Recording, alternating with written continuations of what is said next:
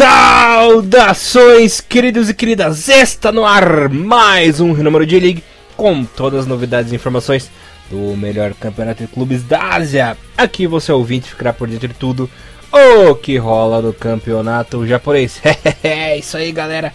Resumão completaço sobre J1, J2 e também sobre a J3. Bom, como sempre, vocês estão na companhia de Elias Fallers, o Barbudinho Alegria na apresentação, né?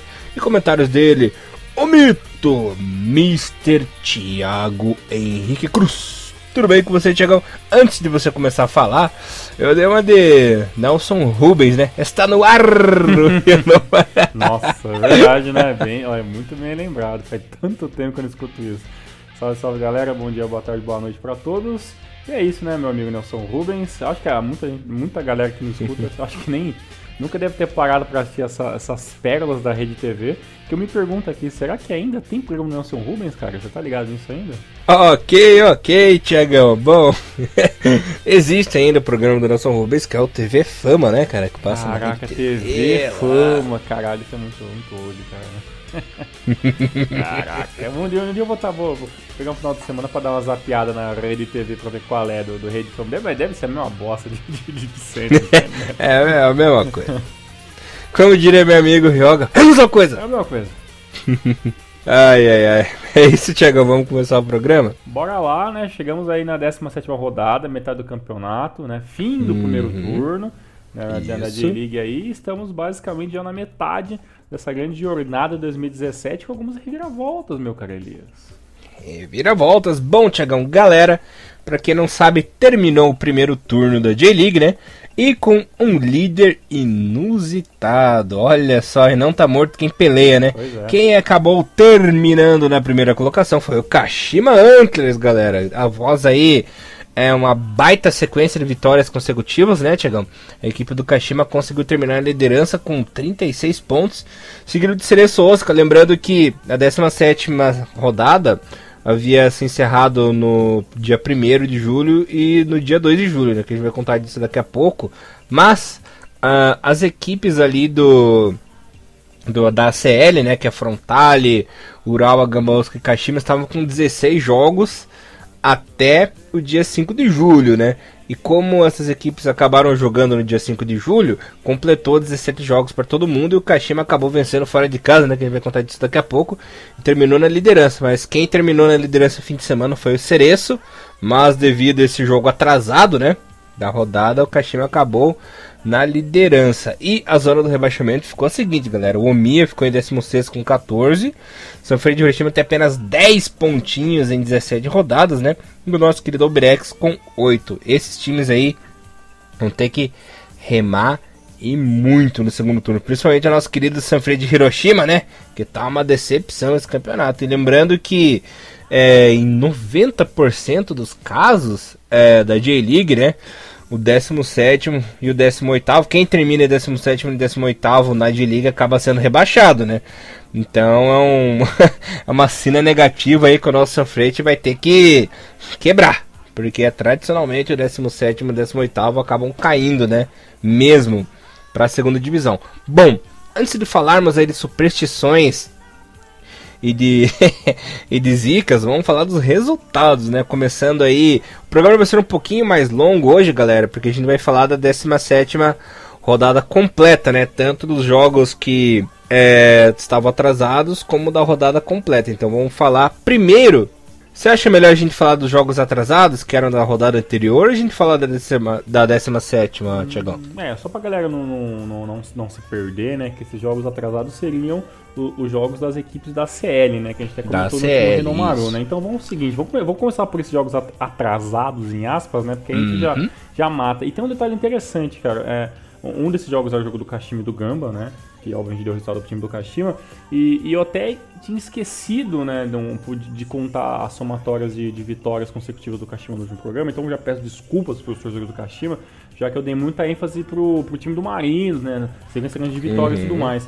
E o Kashima nesse último final de semana, né, tanto fazendo a rodada normal e o jogo atrasado, o Kashima conseguiu já 2 vitórias consecutivas, né? Ou seja, essas duas com mais eles tinham, o time do Kashima já chegou à marca de 7 jogos sem perder, né? Sendo 5 pelo campeonato, uma pela Copa do Imperador e outra pela Asia Champions League, né? Então, o time do Kashima também tinha uma grande vantagem nesse quesito de ter vários jogos seguidos, e a gente acabou eu acabei deixando passar, então estou fazendo aqui a minha errata do último programa, estrelas. Vamos lá para os resultados. Errou! Bom, falando do primeiro jogo justamente do Kashima, né? Jogando lá em Suita, né? No segundo melhor estádio de Osaka, o Gamba acabou sendo derrotado pelo Kashima Antlers por 1-0 com o gol do Yasushi Endo, né? Que maluco, vem né? Jogando... Nossa, gol... um gol antológico, por assim dizer. Depois do gol de Ninguém Leve estufando a rede no canto, foi um golaço do Yasushi Endo ali e tal. É o famoso gol de futsal da escola, né? Pois é. Que na escola a gente corre pra lateral, chuta de qualquer jeito, sem ângulo, acaba fazendo gol. Foi o que aconteceu com o nosso querido Yasushi Endo, que no meu ver, acho que você vai concordar comigo, é um injustiçado, né? Já passou da hora do Endo chegar na seleção japonesa, rapaz. Tem tanto tiriça lá no lugar dele.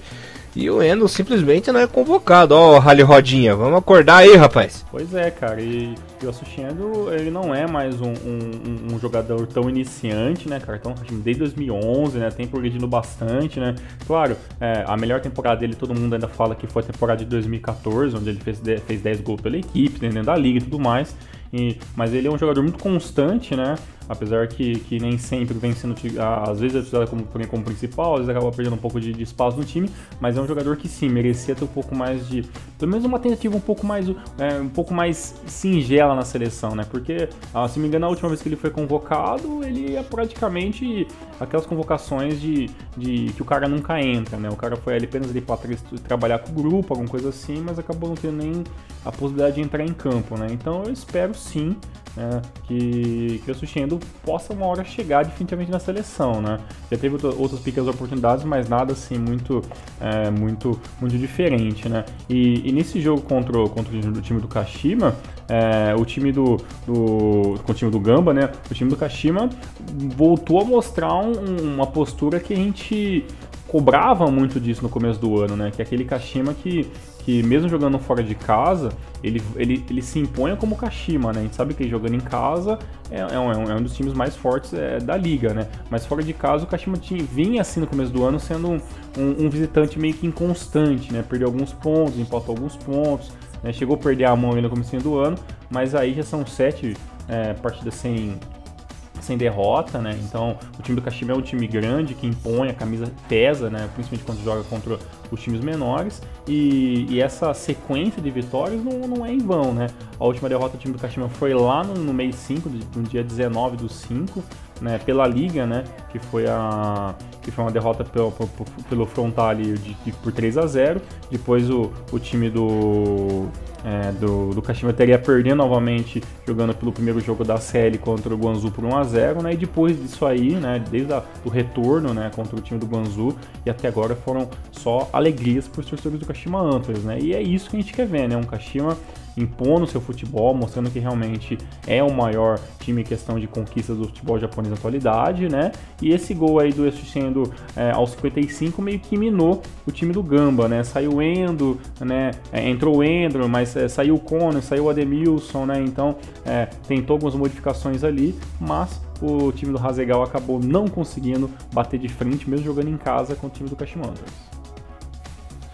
Maravilha, Tiagão. E quem continua aí com a decepção, não é a maior decepção, mas é uma das grandes decepções do campeonato, é o nosso querido Urawa, que continua a ladeira abaixo, né? Perdeu mais uma dessa vez. O Frontale enfiou 4, né? 4-1 pro Frontale pra cima do Urawa. Makino até fez o golzinho, né?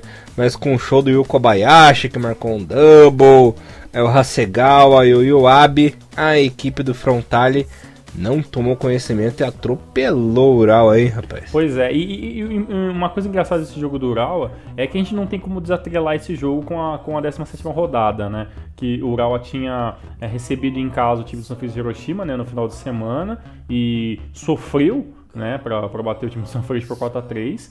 E quando veio jogar com o Frontale, né, fora de casa, o time do Frontale atropelou, né? Ou seja, o time do Ural vem mostrando que tá tendo dificuldades em jogar com qualquer time, né? Até o Sanfrecce Hiroshima, que é assim, uma equipe muito qualificada, mas tá passando por uma situação muito difícil, que tá embaixo da tabela, né?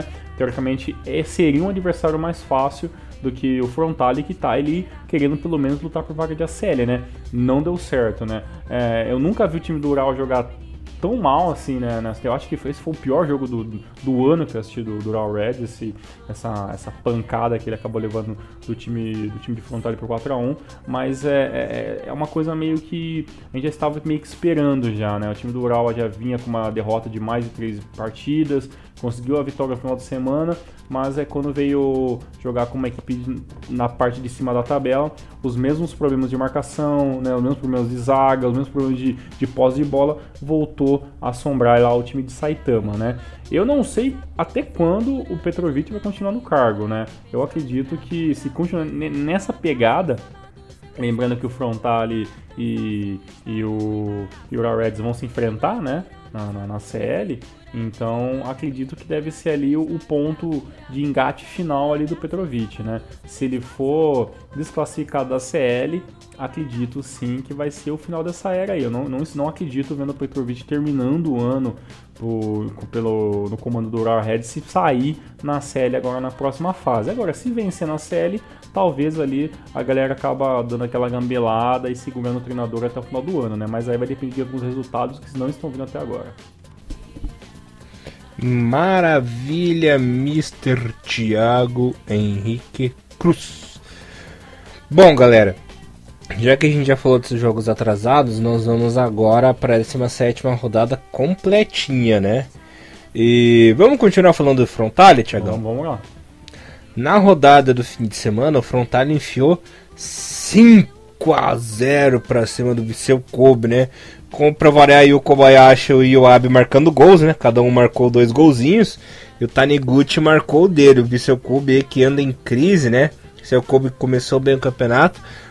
E assim como o Urawa, desceu a ladeira abaixo, né? Terminou aí o primeiro turno em 17º. Agora a torcida tá ansiosa com a vinda do Podolski, né? Que tá chegando aí para reforçar. E temos uma outra grande novidade do Viseu Kobe, que é o Big Rafuna, né? Mike Ravenar acabou acertando com o Kobe também.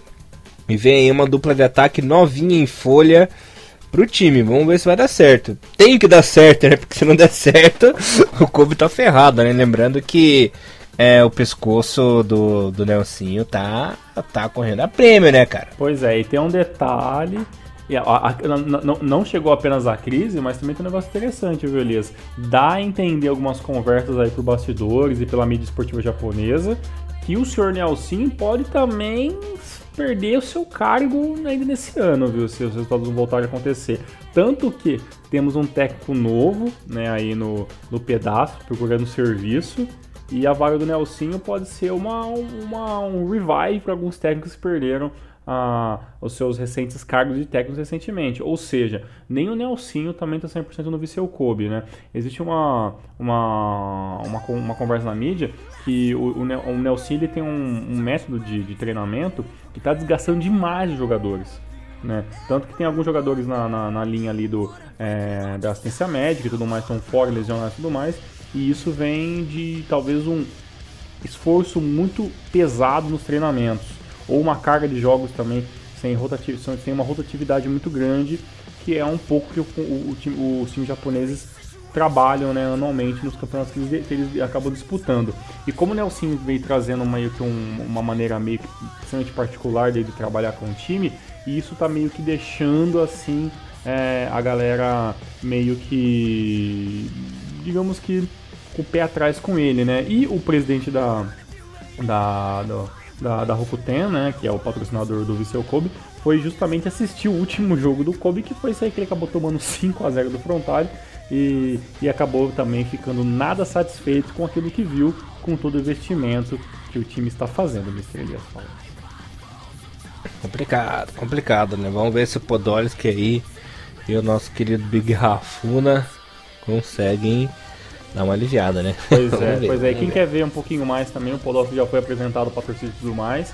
dá uma entrada no blog lá do Thiago Bom Tempo, né, o Futebol no Japão, né, o globoesporte.com/blog/futebol no Japão, que lá tem a matéria falando sobre isso, e em média de 800 torcedores foram até o aeroporto, já meio que dar as boas-vindas para o Podolski, bem-vindo Pod, né, como tem a plaquinha lá e tudo mais. Ele tirou foto com camiseta, tirou foto com o presidente, com o torcida, então tá tudo feliz e muito alegre ali, o senhor Podolski tirando foto até com o bebê com camisa do Kobe, Elias. Olha só, praticamente um papa de Kobe.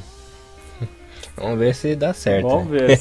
Olha, se for o Furlan, cara, ai, meu Deus do céu, também não. Não, acho que ele vai fazer mais com o Furlan. Porque pelo menos o Podolski tava jogando lá na Europa, né? O Furlan tava encostado lá no quintal lá do time. Pois é, não também. Tava fazendo nada. E também tem o Big Rafuna também aí, que com certeza a gente vai querer ver de perto agora, né? Porque um cara que tá tanto tempo jogando fora do Japão, né? Jogou na Espanha, voltava jogando na Holanda. Então é bom rever alguns jogadores assim que teve uma passagem interessante pela seleção japonesa. Uhum. Antes da gente falar do jogo, esse negócio de Big Rafuna deu certo, né? Eu que implantei esse apelido na nossa comunidade lá e todo mundo usa, né? Ficou o grande Big Rafuna, agora não muda mais. Beleza, Thiagão. Bom, pra não falar tão mal do Ural assim, vamos falar da proeza que aconteceu no fim de semana, né? Pra não ficar tão mal assim, tchau, Hiroshima é uma bosta mesmo.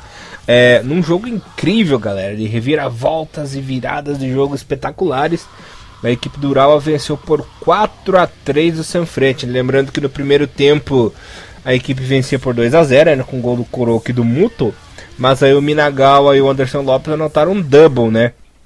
Aí o nosso querido Lulu, aos 40, empatou, e num golaço de categoria, passando por todo mundo, fazendo a fila, driblando até a avó dele, né?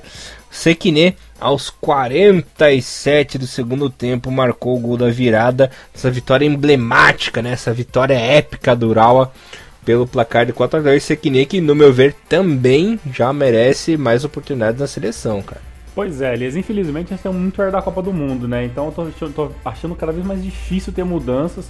Talvez o Sekine ele entre como um plano B, o Halilhodžić, eu não sei se ele teria essa chance que tanta gente quer de talvez ele sendo um sangue novo ali para a equipe, né? Mas esse jogo contra o Hiroshima foi realmente interessante, foi acho que o grande jogo da rodada em questão de mudanças de placar, né?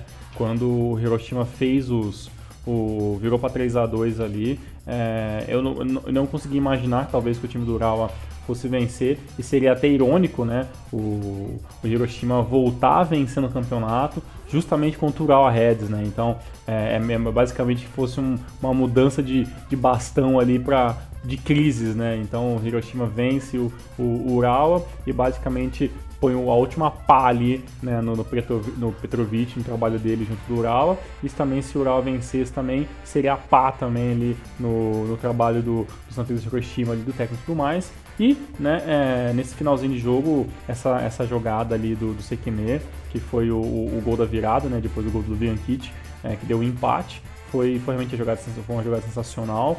Eu admito pra você que eu fico um pouco com o pé atrás assim, com o Sekine.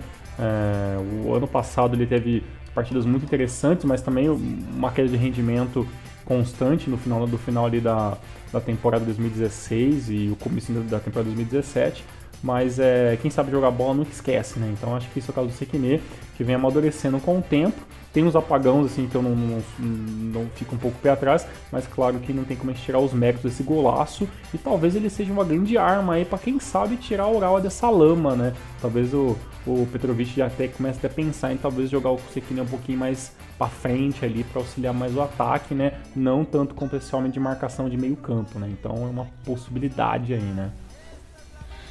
Vamos ver o que vai dar, né? Pois é. Bom, Thiagão, uma equipe que eu fiquei muito feliz que venceu nessa rodada e que teoricamente cumpriu sua missão, que foi ficar fora da zona do rebaixamento no primeiro turno, que foi o Sapporo, né? O Sapporo com o gol do Jonathan no comecinho do jogo, né? 5 minutos fez seu golzinho e bateu a equipe do Shimizu por 1-0, que inclusive é um concorrente direto ali na parte de baixo da tabela. Claro, a equipe do Shimizu tem um bom elenco, um bom time, mas não vem demonstrando isso, né? Então, por também ter voltado logo da segunda divisão, no meu ver, é um concorrente direto. A gente até falou sobre isso, né? Então, Foi uma vitória importantíssima da equipe do Sapporo, que pelo menos já cumpriu 50% do seu objetivo, né, Thiago? Pois é, que é pelo menos se aguentar na temporada 2017 na J-League para conseguir talvez ganhar um pouco mais de até, como é que eu posso dizer isso, né? Não é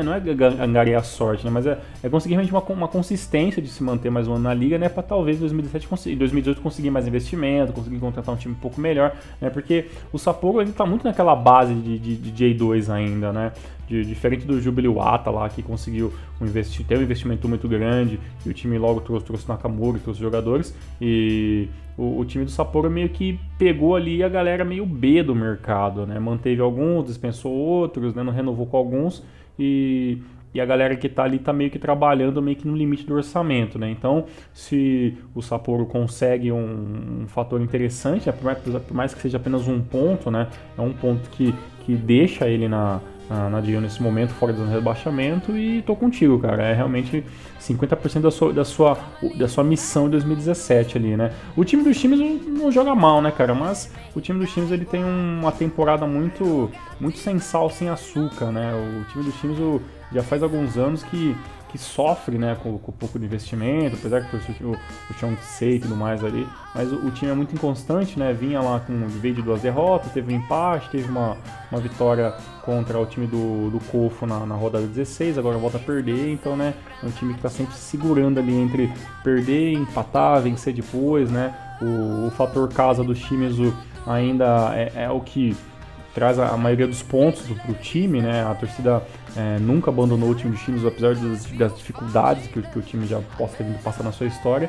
Então, acredito que os times ainda sejam um candidato muito longe de pensar em rebaixamento, mas é uma equipe que está sempre ali, também tendo que ficar sempre com o olho aberto em questão de resultado, né? Não é um time que pode se dar o luxo de entrar com o time reserva ou com o time misto, está sempre tendo que jogar com o melhor possível, porque é um time que tem sim, uma certa deficiência, por mais que jogue com aquele meio campo recheado de gente, né? Não quer dizer que tenha muita qualidade, né? Mas é uma temporada interessante para ambos, assim. Eu tô torcendo sinceramente para que o Sapporo consiga se manter em 2018 na J1.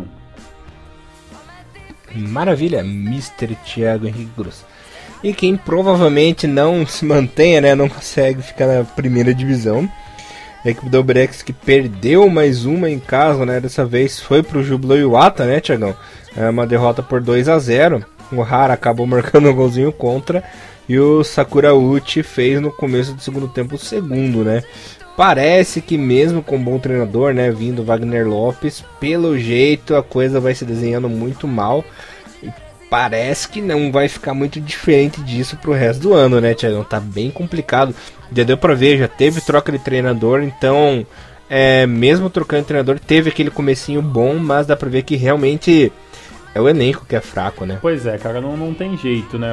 Mesmo que o Wagner Lopes fosse um gênio ali do esquema tático, o material humano que ele tem ali é muito limitado em muitos fatores, né? Então não tem muito o que fazer.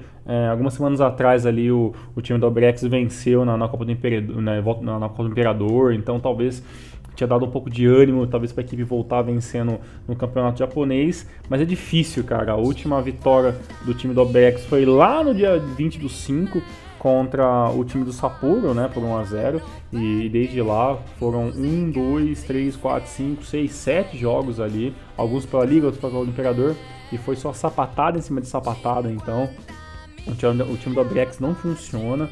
Já foi tentado mais de um esquema tático, já foi tentado o 4-5-1, 4-3-3, 4-2-2 e nada funciona. Eu não sei o que o Wagner Lopes pretende para esse segundo turno, mas seja o que for, que seja rápido, né? Porque não há indícios de contratações novas. Talvez se subir alguém da base também não dá para esperar muita coisa. E o time do Obrex está cada vez mais longe dos times que estão lutando ali por sair da zona de rebaixamento. E está cada vez ficando mais difícil de pensar em Obrex no J1 em 2018 ali. Complicado mesmo, né? Vamos ver o que vai dar. E outra equipe que também está se complicando na J-League, que inclusive ficou na zona do rebaixamento, né? Teve uma certa melhoria mas ficou mais do mesmo, né?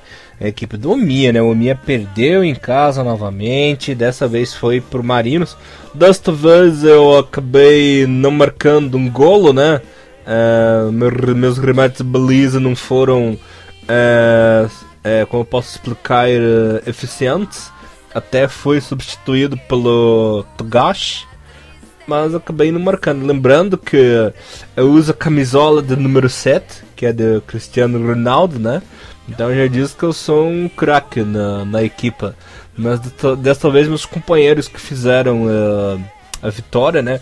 Meu querido Martínez marcou o golo, Yamanak marcou outro golo e o nosso revertério, por assim dizer, né? Levamos o revés do Kikuchi. Revertério, caralho. Revertério, ok. Esse portunhol tá sensacional. O Vitor Hugo, cara, ele tá tão sossegado na questão de tá mostrando resultado no time do Yokohama, que ele tem o dobro de gols, né, do Martínez, né? Então, ele tá bem sossegado, né? Ele, mesmo que não tenha participado, feito gols e sido substituído nessa partida, jogou bem, puxou a marcação, que é o que vai começar a acontecer em qualquer jogo contra o time do Marinos, né? A marcação vai se concentrar ali no Vitor Hugo, e aí que o Martínez, né? Aí que os outros jogadores ali, o Naoki, talvez, outro centroavante, possa estar pensando em voltar a aparecer, né? Um que tem que voltar a fazer gol logo para não ficar muito longe aí da questão de jogadores esperando resultados é o Babunski, né? Que já não remata a baliza faz um tempinho já, mas o time do Yokohama tá tendo um ano de 2017 muito bom, assim, né? É outro, assim, junto com o time do Kashima, junto com o time do Rei Sol, que tá tendo uma sequência de vitórias sensacionais, né? Já estão aqui na base, já pra gente ter uma noção, pensando apenas em J-League, já são 2, 4, 5, 6, 7 jogos sem perder, né? Tem alguns joguinhos a mais ali que entra a Copa do Imperador. A última derrota foi na Levian Cup por Hiroshima por 2-1, com o time, praticamente time B ali contra o Hiroshima, né? Então o time do Marinos mostra que é o seguinte, o plano A do time é a J1, né? Vai disputar, colocar todas as suas fichas na J1. Se não, ver se que não funcionou, vai colocar o resto das fichas na Copa do Imperador.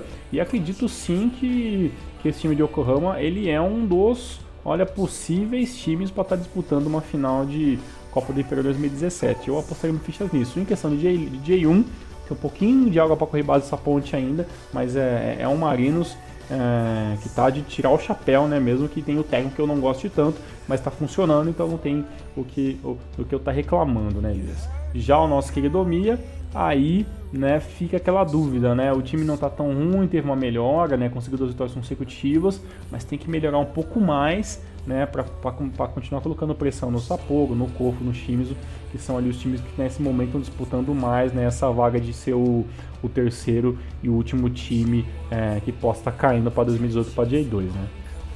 Maravilha, Mr. Thiago Henrique Cruz. Bom, outra equipe que decepcionou em casa foi o Vegalta, né? O Vegalta perdeu pro Gamba Osaka por 3-2. Lembrando que o Gamba chegou a abrir 2-0 com o Matsushima marcando gol contra e o Ideguchi fazendo segundo. O Ideguchi que tá em boa fase também, né?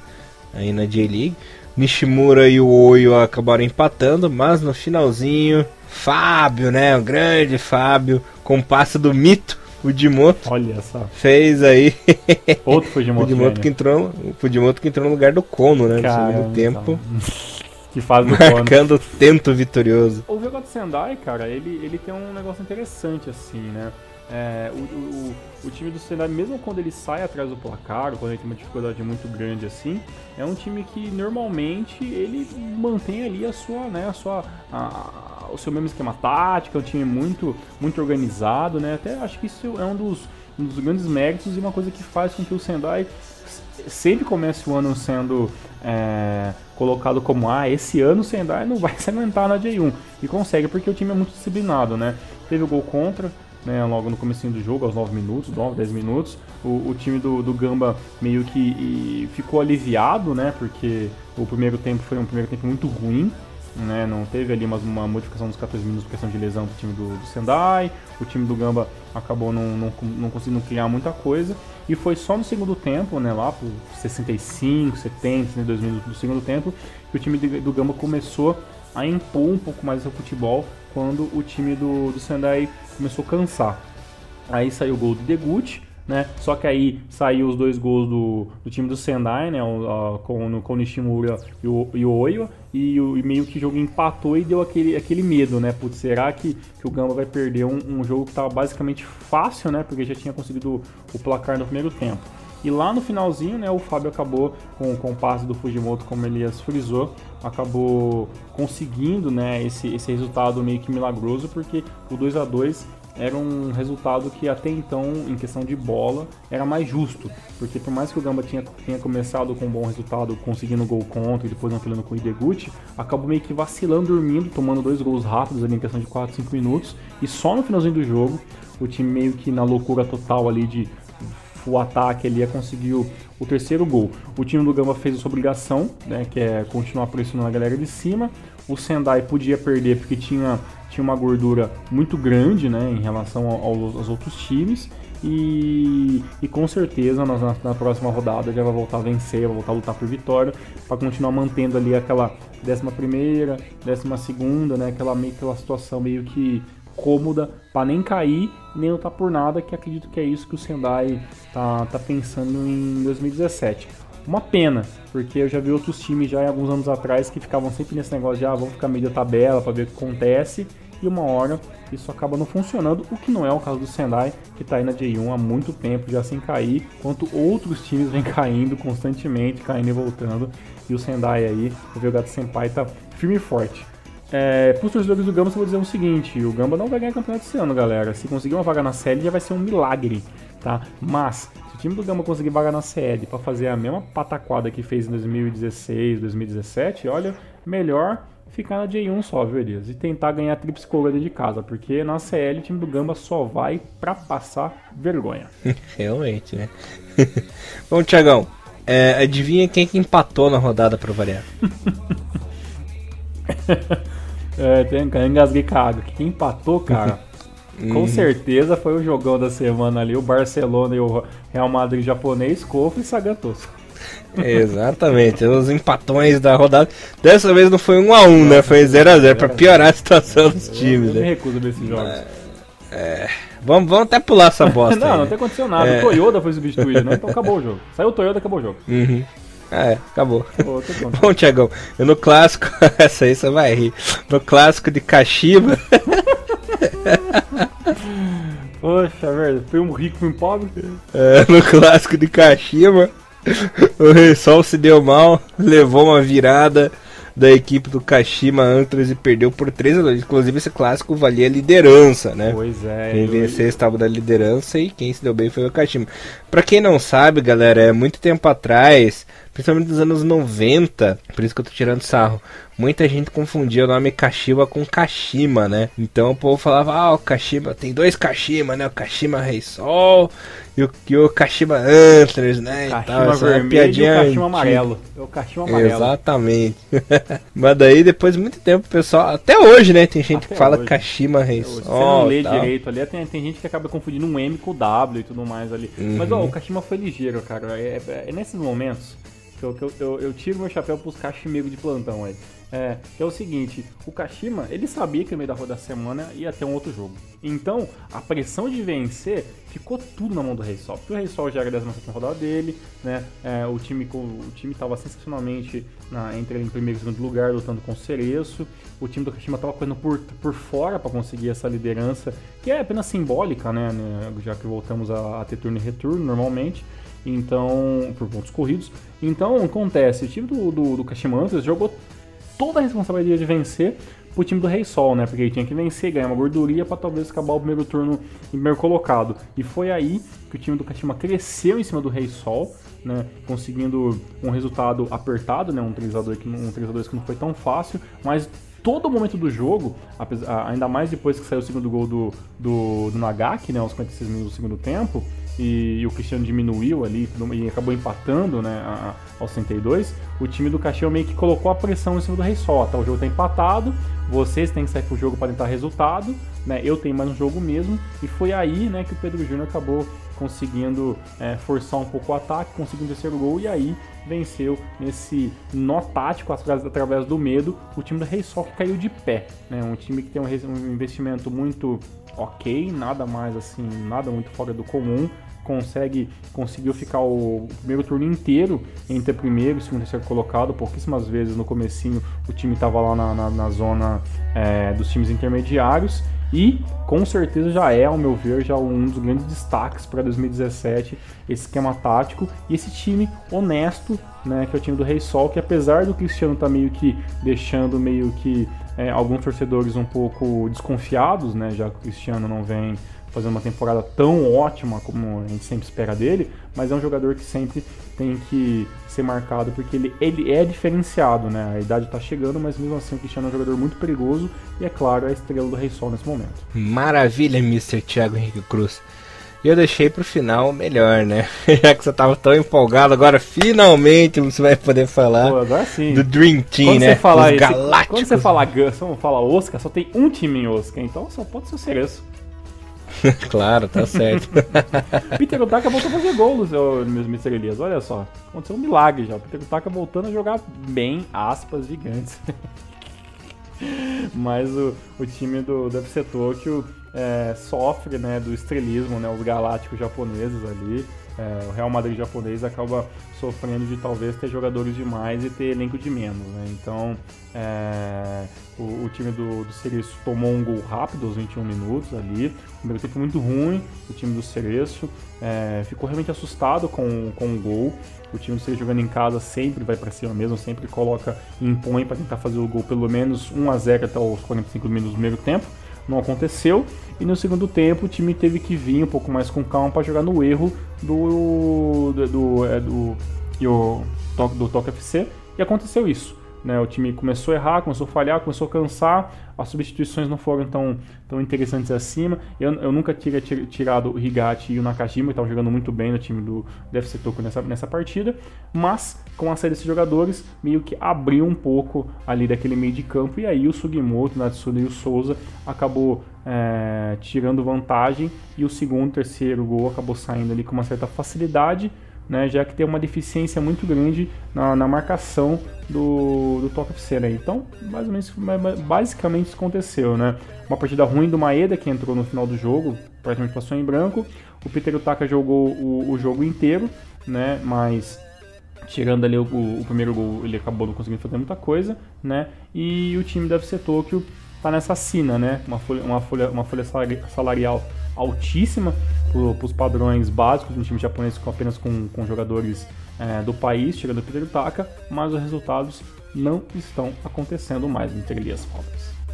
Bom, galera, vamos passar aqui o resumão completo de como terminou esse primeiro turno da J1, né? Bom, ficou da seguinte forma: em primeiro lugar o Kashima com 36, em segundo o Cereço com 35 e o Reysol em terceiro com 34. Essas equipes estariam classificadas para a ACL, né, do ano que vem. Em 16º o Omiya com 14 pontinhos, 17º o Sanfrecce com 10 e na lanterninha o Brex com 8.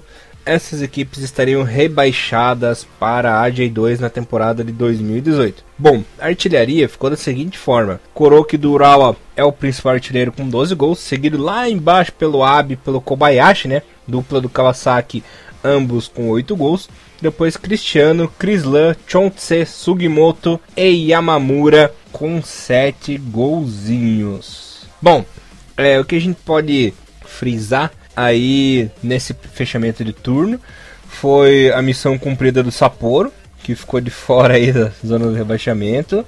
As decepções, principalmente do Sanfrecce de Hiroshima, né, que está muito abaixo do que pode render apenas 10 pontinhos aí em 17 rodadas. A decepção do Urawa, que começou bem o campeonato e foi despencando, né, terminou em 8º com 26, assim como o FC Tokyo, né, com um time muito bom no elenco de papel. É a equipe, me atrevo a dizer que é a equipe mais forte aí de elenco com 24 pontos apenas na 9ª colocação, né? E a grande surpresa, no meu ver, é o Cereço Osaka, que se não fosse pela épica vitória aí no Kashima Antlers, terminaria como líder, né, no turno, né? Então o Cereço Osaka é a grata surpresa de 2017 até então, Thiagão. Mais alguma coisa que você queira comentar? Eu concordo com tudo. Concordo com tudo, e temos um detalhe, né? Após a derrota do final de semana, o senhor Moriyasu pediu demissão do Santos Hiroshima. Né? Ei, Moriyasu, nem ele aguentou, hein? Pois é, né? O Moriyasu acabou saindo, ainda não há uma definição completa de quem vai ser o novo técnico do time, deve resolver isso no meio da semana ainda.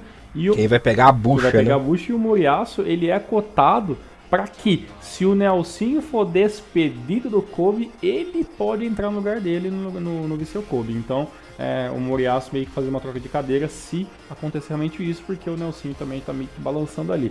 Mas realmente, nem o Moriyasu, que ganhou aí 3 títulos, né, pelo time do Kashima Antlers, tem uma Kashima Antlers do Santos Hiroshima, acabou aguentando, né.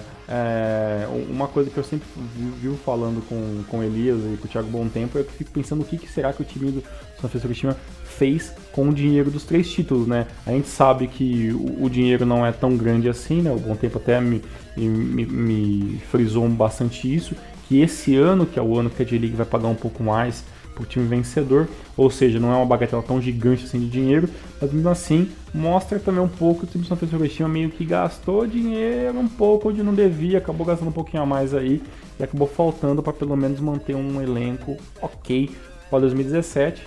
E agora vamos ver quem que vai assumir essa bucha para mais 17 rodadas de 2017, Elias.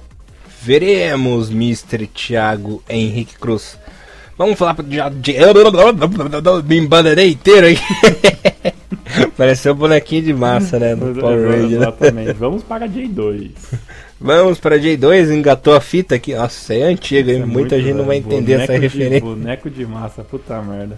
Boneco de massa embolou a fita, né, cara? Isso aí é coisa. Só... Enfim. Caraca. Só falta falar Massa Arthur só. Como diria o nosso querido Aldebaran de Toro no filme dos Cavaleiros, né? Não me chame de tiozão! Mas eu sou, fazer o quê? Falando um pouquinho aqui da nossa querida J2, Mr. Thiago Henrique Cruz, tivemos aí a 21ª rodada com os seguintes resultados. O Renofa perdeu mais uma, né? Perdeu em casa pro Matsumoto por 2-1. Kyoto Sanga bateu os Aspa por 1-0. GF United 4-1 para cima do 8, hein? Olha só.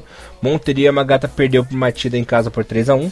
Roaço meteu 4-0 no Verde. E o Verde, que tava aí em uma subida, acabou levando... Foi atropelado por um caminhão, né? O Tokushima bateu o Rime por 4-1. Kalma Tamaré perdeu em casa pro Fari Nagasaki 1-0. Fadiano, nosso querido Fabiano, bateu o Mito por 3-0 em casa. Olha o Yokohama FC, perdeu por Tsuegi em Kanazawa fora de casa, né? Tsuegi em casa 3, Yokohama 2. E o Belmari, no grande clássico aí dos times de primeira divisão, né? O Belmari bateu o Nagoya por 2-1, Mr. Thiago Henrique Cruz. Pois é, cara, o nosso querido Yokohama FC, cara, já tá amargando sua 3ª derrota seguida, né? O sonho acabou. Né, deu a entender que o choque de realidade voltou, né? E mudou. Só uma coisa, esqueci de dizer que o líder Avispa venceu, né? Bateu o Gifa por 1-0 em casa.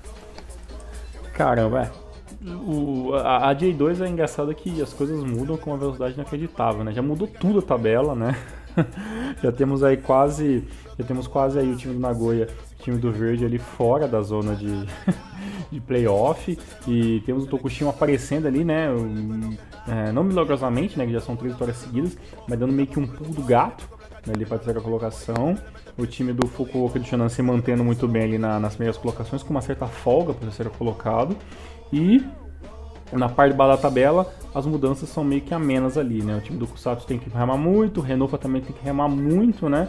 E meio que ali a gente tá ali entre 2 ou 3 times a mais que poderia estar lutando por essa vaguinha de playoff para ver se cai ou não para a J3 do ano que vem. Do demais campeonato da meio de tabela, as coisas meio difícil, né? o time do Jeff, o time do Matsumoto, até pode ter Rime ali, tem condições de estar lutando pela vaga de playoff, mas o campeonato é muito grande, os times estão muito parelhos uns com os outros em questão de pontuação, então a cada 2, 3 rodadas a tabela tem a tendência de mudar muito, né? Ainda infelizmente é muito cedo pra gente ver o que vai acontecer em questão de meio de tabela da J2, mas dá pra gente ter uma noçãozinha já que as coisas não tão fáceis pro time do Nagoya Grampus. Né, das últimas 5 partidas o time conseguiu apenas uma vitória, né, voltou a perder nessa rodada. O time tem uma defesa que está deixando muito a desejar, não é a pior, mas também está longe de ser a melhor defesa. O ataque vem funcionando com uma constância boa, tanto que o time ainda é o líder em questão de finalizações, o time que mais fez gols, mas o time do Nagoya precisa ter um pouquinho mais de consistência na defesa se quer pensar em J1 ano que vem. Por enquanto, Fukuoka e Shonan estão nadando de braçada, né, no quesito voltar a J1 pro ano que vem, Elias. Maravilha, Mr. Thiago Henrique Cruz. Deixa eu passar aqui classificação pra galera. Ficou a seguinte maneira, negado. Foi assim. O Avispa é o líder da J2 com 43 pontos, seguido do Belmari com 43. Ambos empatados ali nos pontos, mas no saldo de gols. O Avispa tem 15, né? Mais 15, o Belmari tem mais 8. Lembrando que essas duas equipes têm vaga direta aí a primeira divisão. Na parte do playoff, pessoal, tá a seguinte maneira: Tokushima em terceiro com 36, Fifari Nagasaki em quarto, grande surpresa, né? Com 35, Verde em quinto, né? Com 34, e o Nagoya apenas em sexto, né? Pelo menos está nos playoffs, com 34 pontinhos. Estariam rebaixados no momento o Renofa com 13 e o Zaspa também com 13. Só que o Renofa tem menos 13 e o Zaspa tem menos 27. Complicado. Lembrando que a equipe do Renofa só está na zona do rebaixamento porque o Kamatamare Sanuki tem mais gols, né? E por isso... Mais gols não, mais vitórias, perdão. Acabei me embananando aqui. Mas enfim, tá super empatado. Vamos ver. Por coincidência também tem 13 pontinhos. Na parte da artilharia, Thiagão vai rir, né? Pra variar. Temos o nosso querido norueguês voador, né, Thiagão? O Layabe aí com 15 golzinhos do UFC. O Atari do Tokushima em segundo com 14. E o Wellington do Avispa e o Goto do 8 tem 12 golzinhos, né? Thiagão que é super fã aí do norueguês voador, né, Thiagão? Vou até fazer esse cara no Winning Eleven pra jogar com ele, porque é um rei, né? O norueguês voador é a primeira vez que eu vejo. Então, olha, eu tô vendo até uma certa melhoria na questão dos anos da J2, assim, a gente tá tendo uma quantidade menor, né, de gols, né, os gols estão meio parelhos ali, por mais que o norueguês tá um pouco na frente, mas não tá mais aquelas várzeas de nego fazer 20 gols logo nas primeiras rodadas da J2, né, então é uma evolução do futebol japonês e isso é muito positivo, né. Agora tem uma última pergunta pra você, Elias, essa história do Totti no verde, até quantos por cento disso é paia e até quantos por cento disso é catupiry? Você acha que realmente é viável isso?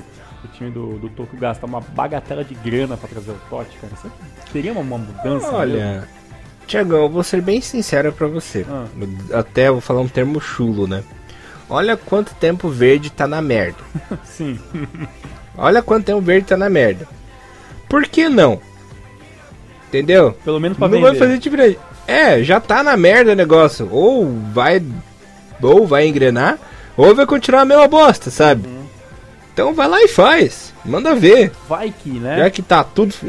vou usar o termo. Já que tá tudo fudido mesmo, aí enfia até o talo. Entendi. Se der certo, deu certo. Se não deu, pelo menos tentou, sabe? Tá certo. E foi vendo por esse lado...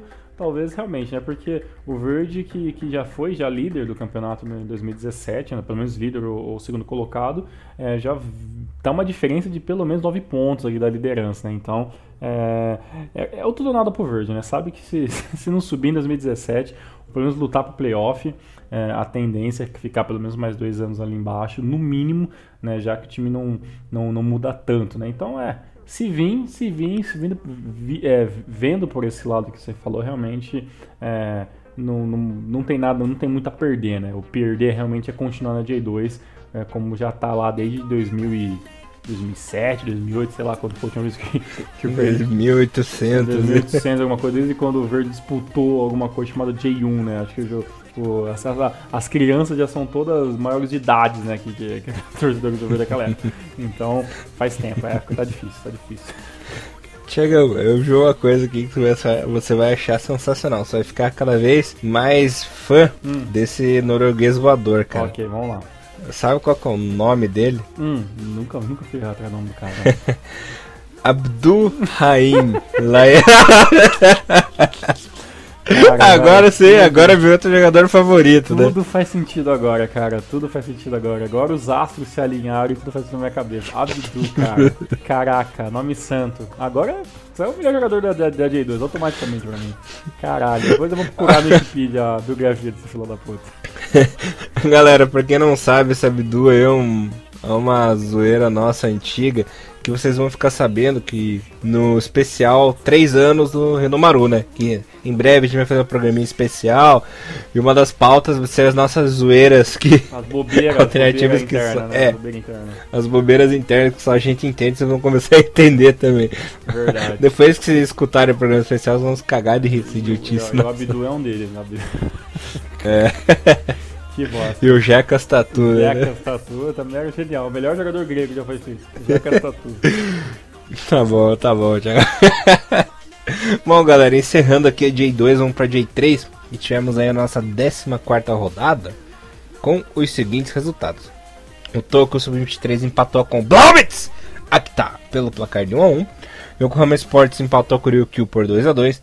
Kataler Toyama 2, Giravans 1, Cereço Osaka Sub-23 2, Sagamihara 2, Gainari Totori Azul Claro ficaram no 2-2, Grula e Kagoshima ficaram no 0-0, o parceiro Nagano do Thiagão perdeu em casa pro Fujieda pelo placar de 3-0, né? E o Gamba Osaka Sub-23 bateu a equipe do Totig pelo placar de 3-2. A situação no campeonato está assim, galera. O Blauwitz ainda é o líder com 34 pontinhos, com um jogo a menos, né? Tem 14 jogos. O Kataler Toyama é o segundo colocado com 15 jogos e tem 31 pontinhos. Lembrando que as primeiras duas equipes sobem direto, né, para a J2. E na lanterninha, olha só, Thiagão, perdeu moral, né? O Yokohama voltou pro lugar de sempre dele, né? Agora o Yokohama é o lanterninha com apenas 9 pontos em 14 rodadas. Gamba Osaka Sub-23 superou, hein, Thiago? Pois é, Carol. Existe uma assim no mundo japonês que é não podemos ter 2 Yokohamas bem no mesmo ano, né? Quando o Magno tá bem, né? O time lá do J3 tá pior e vice-versa. A situação ainda continua muito estável, né? Não tem muitas mudanças, né? O parceiro Nagano basicamente tira um pouco o pé ali do acelerador, né? Vai ser difícil recuperar esses pontos, a não sei se acontece uma coisa muito doida ali com o Kataler Toyama entre os outros. O Azul Claro ainda tenta manter ali um pouco de pressão, apesar desse último empate, mas mesmo assim, pela derrota do Totig, ele ganha a 3ª colocação. E o Kataler Toyama está fazendo a sua obrigação, 3 vitórias consecutivas, sabe que tem um jogo que o Blauwitz tem um jogo a menos. Tem que ainda fazer a sua lição de casa, manter, evitar perder, né? E jogar no erro do Blauwitz. A questão é o seguinte, um deles vai perder primeiro, né? Se o Blauwitz perder primeiro do que o Kataler Toyama, vamos ter um jogo, né? Vamos ter realmente ali um campeonato disputado ponto a ponto, porque se um perder e outro ganhar, vai zerar e vai ficar tudo igual. Se o Kataler Toyama acaba perdendo antes do Blauwitz, aí a gente vai ter uma outra situação, né? O Blauwitz vai dar uma estilingada de pelo menos 6 pontos, né? E aí vai ficar cada vez mais complicado o Kataler tá conseguindo vencer alguma coisa, a não ser, claro, no jogo que eles vão acabar se enfrentando futuramente num retorno, alguma coisa assim, e talvez essa diferença pode diminuir ou aumentar. A questão é de esperar. Tirando esses dois times ali, dificilmente o terceiro e o quarto colocado vão tentar alguma coisa, porque a diferença entre os times, não questão de pontos, a diferença de time mesmo é muito grande. O Azul Claro, que é terceiro, é o time estreante na J3 esse ano, ou seja, os demais times que já estão lá há um tempo não tem uma equipe melhor que o Azul Claro para tentar pôr um pouco de pressão. Ou seja, o Cataler e o Blobitz nesse momento são muito superiores aos times restantes da Day3. Então tá ficando meio que parelho entre apenas esses dois times para ver quem é que vai ser campeão em 2017, o que é bom por um lado, pela parte competitiva, né? É a parte ruim que a gente não tem mais uma mudança tão grande, mas é isso que acontece no futebol, é assim, Day3 está evoluindo, e é isso aí, vamos ficar de olho nas próximas rodadas. Maravilha, Mr. Thiago Cruz. Queridos ouvintes, esse foi o primeiro turno aí da J1. Vamos aí, podem tirar a mãozinha do bolso, façam suas apostas aí para ver o que acontecerá neste segundo turno da J1. Não vamos dar palpites agora, né? Vamos deixar na surpresa e vamos deixar que vocês se mexam também, né? Pois é, se virem aí nos seus palpites para aquela que faz parte do balão aí. E voltamos lá para rodada 1 ou rodada 2 para ver o que está acontecendo na J1 e J2 da minha J3. Maravilha, Mr. Thiago Cruz. Voltamos mais semana que vem. Fiquem de olho que logo sairá um programinha super especial comemorando os 3 anos do namoro. Galera, 3 anos e vocês aguentando a gente. Não é fácil, hein? Não é fácil aguentar. Parabéns. Os maiores felizes são vocês, né? Por aguentar a gente tanto tempo, né? Ou os malucos, né? Então tem que ver os dois lados dessa moeda aí. Vamos ver o que vai dar, né? Enfim, galera, voltamos mais semana que vem com muito Renomaru. Tenham um ótimo fim de semana, aproveitem juízo, né, galera? E é isso, Renomaru, levando o melhor futebol japonês pra vocês. Abração, galera, até semana que vem. Valeu, galera, fica com Deus, obrigado por tudo, tchau. Sayonara.